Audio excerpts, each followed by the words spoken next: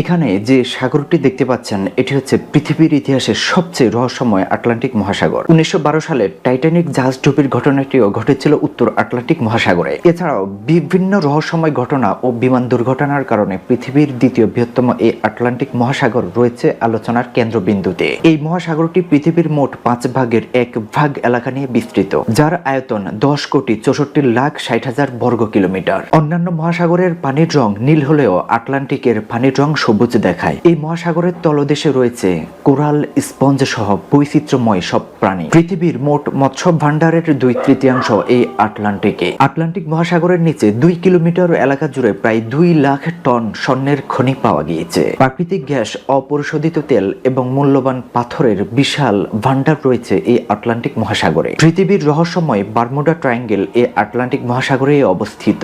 এখানে রহস্যজনকভাবে জাহাজ ও উড়োজাহাজ নিখোঁজ হওয়ার কথা এখনো আলোচনায় রয়েছে।